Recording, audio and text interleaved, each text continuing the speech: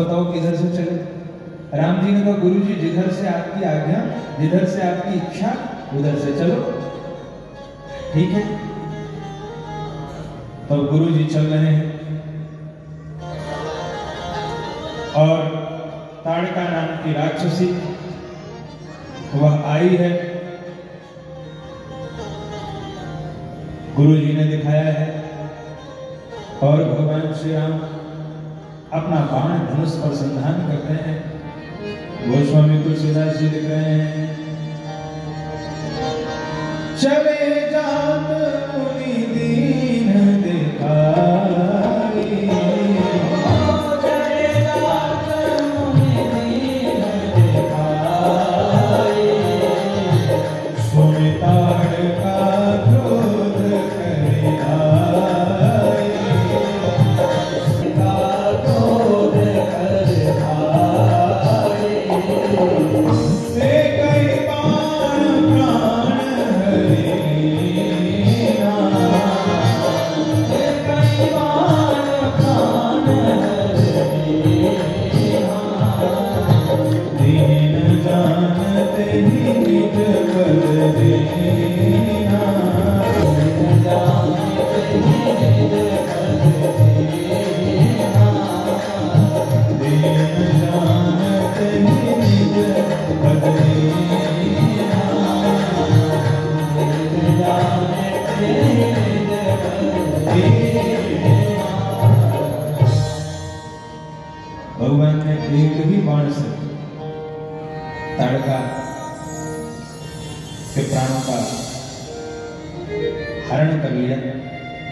एक ही बाण प्राण हरि लीना, और लेने के बाद भगवान को लगा कि प्राण ले लिया तो कुछ इसको दे भी दिया जाए। दीन जानते ही निज पद देना, भगवान ने अपना पद अपना लोक उसको प्रदान किया। उसके बाद गुरु जी भगवान को लेकर के गए, विश्वामित्र जी भगवान को विद्याएं प्रदान करें और यज्ञ करने लगे। सुबाहु और मारीच नाम के राक्षस आए हैं, भगवान धनुष बाण लेकर के खड़े हुए। देखिए यह चौपाई, जब भी कोई उत्सव हो घर में इस चौपाई का पाठ करना चाहिए जरूर। यदि इस चौपाई का पाठ करते हैं तो कोई भी अमंगल नहीं होता है। भगवान धनुष बाण लेकर के हमारी रक्षा करते हैं। हमने जब से अपने सनातन को छोड़ दिया, सनातनी मान्यताओं को मानना कम कर दिया, तभी से हम परेशान हुए। पहले घर बनता था तो घर के बाहर रामायुध अंकित ग्रह शोभा भरण न जाए, सीताराम जी के, भगवान रामचंद्र जी के धनुष बाण बनते थे। और आजकल करोड़ों का घर बनाता है व्यक्ति, उसके बाद एक काला कलूटा सा खोपड़ा टांग देता है। बताओ, करोड़ों का घर बनाने के बाद यही टांगने को मिला था। वह हमारी रक्षा नहीं करेगा, हमारी रक्षा भगवान रामचंद्र जी के धनुष बाण करेंगे। इसलिए जब भी नया घर बने तो भगवान का धनुष बाण अंकित करवाइए।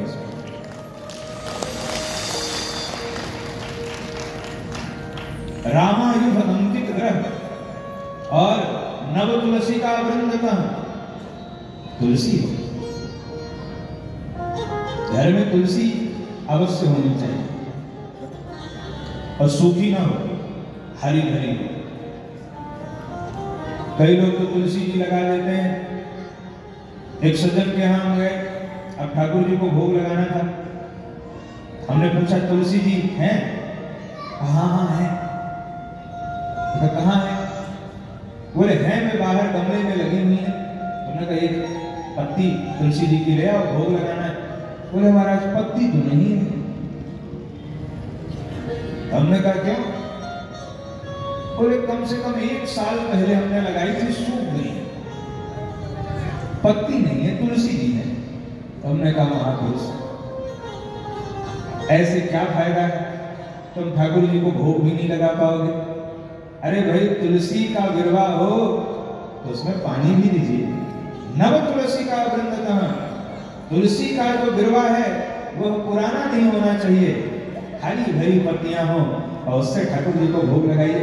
तो घर की शोभा भगवान के आयुध से है। और जब भी कोई नया कार्य कीजिए, यही चौपाई जो हम बता रहे हैं ना, इस चौपाई को लिख करके और उसको टांग दीजिए, इसी चौपाई का पाठ करिए। घर में जब भी कोई उत्सव हो, इस चौपाई को लगा दीजिए, इस चौपाई का पाठ करिए। आपके घर में जो उत्सव होने जा रहा है उसमें कोई बाधा नहीं आएगी। गोस्वामी जी लिखते हैं, होम करन लागे मुनि भारी, होम करन लागे मुनि भारी, आपू रहे मत की रखवारी, आपू रहे मत की रखवारी,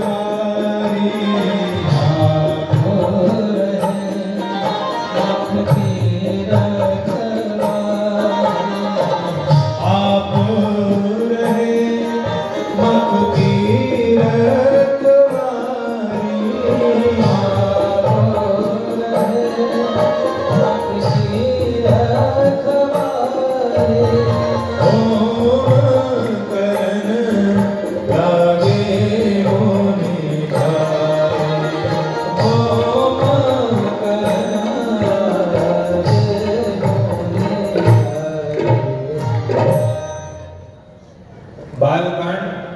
दोहा क्रमांक 210 की दूसरी पंक्ति, 210 और चौपाई कौन सी? दूसरी। होम करन लागे मुनि झारी, आप रहे मख की रखवारी। भगवान रक्षा करते हैं। सुबाहु और मारीच आए, भगवान ने सुबाहु को अग्निबाण से समाप्त कर दिया, मारीच को बिना फर का बाण मारा। फर का मतलब समझते हैं? बाण का जो नीला भाग होता है तो फर है। तो भगवान ने बिना फर का बाण मारा, वह बाण मारीच को उड़ गया, ले कभी नीचे ले आए, कभी ऊपर ले जाए, कभी दाएं ले जाए, कभी बाएं ले जाए। और मारीच भी सोच रहा था कि हे भगवान, यार तो तुम मार ही दो या छोड़ ही दो। भगवान का बाण न मार रहा है और न छोड़ रहा है। 100 योजन समुद्र के उस पार ले जाके मारीच को फेंक दिया, मारा नहीं बाण ने। इस प्रकार भगवान ने विश्वामित्र जी के यज्ञ की रक्षा की। और उसके पश्चात कुछ दिन भगवान वहां रहे। जनकपुर से निमंत्रण आया। विश्वामित्र जी ने कहा, राम, आपने एक यज्ञ तो पूर्ण कर दिया, एक यज्ञ आप और पूर्ण कर दो। भगवान ने कहा, गुरु जी आदेश करो। कहा, आपने समर यज्ञ तो पूर्ण कर दिया, अब एक यज्ञ और है जो मिथिला में होना है, और उस यज्ञ का नाम है धनुष यज्ञ। तो समर यज्ञ तो आपने पूरा कर दिया, धनुष यज्ञ और पूर्ण कर दीजिए। भगवान ने कहा, गुरु जी जैसी आपकी आज्ञा। कहा, चलो फिर। तो भगवान राम लक्ष्मण को लेकर के गुरुदेव संतों के संग जनकपुर की ओर प्रस्थान कर रहे हैं। कुछ दूर भगवान चले कि मार्ग में एक पत्थर की शिला जो नारी के आकार की है, वह हाथ जोड़े प्रभु के आने की प्रतीक्षा कर रही है। यह कौन है? गौतम जी की पत्नी, इनका नाम है अहिल्या। और गुरु जी आगे आगे चल रहे हैं। गुरु जी सोच रहे हैं, अगर इनको कल्याण करना होगा तो मुझे बुलाएंगे, और कल्याण नहीं करना होगा तो अपने को क्या पड़ेगा। चल, गुरु जी आगे आगे चल रहे हैं। भगवान राम ने देखा, भगवान राम ने कहा, गुरुदेव। सुनते ही विश्वामित्र जी की आंखों में अश्रु आ गए, तुरंत रुक गए। कौन है गुरु जी? ये जो पत्थर की शिला है, यह कौन है? दौड़े दौड़े गुरु जी आए और गुरु जी ने कहा, राम इनकी ओर तो कोई देखता भी नहीं है, आपने क्यों देखा? भगवान राम ने कहा, क्या करूं गुरु जी, स्वभाव से मैं विवश हूं। मेरा यही तो स्वभाव है कि संसार में जिसकी ओर कोई नहीं देखता है उसी की ओर मैं दृष्टिपात करता हूं। जिसकी ओर सब देखना बंद कर देते हैं उसकी ओर से देखना मैं शुरू करता हूं। विश्वामित्र जी ने कहा, राम ये तो गौतम नारी श्राप बस, उपल देह धरि चरण कमल रज चाहती, कृपा करहु रघुवीर। ये गौतम ऋषि की पत्नी है और इस बेचारी को श्राप मिला है जिसके कारण यह पत्थर की हो गई है।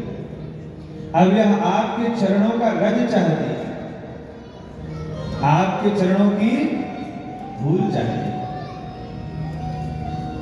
भगवान ने कहा, गुरु जी चरणों का धूल ही क्यों चाहती, रज ही क्यों चाहती?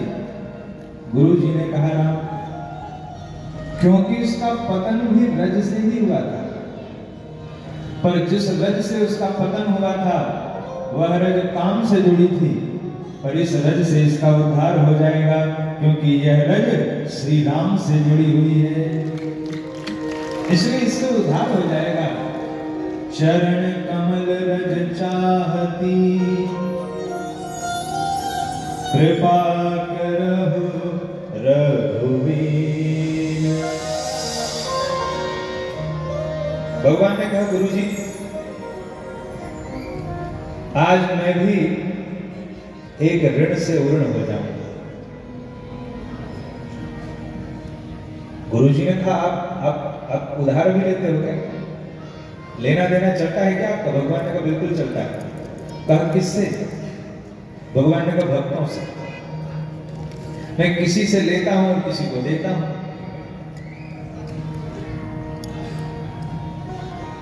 एक बार चक्र चलाते हुए भगवान की उंगली में चोट लग गई,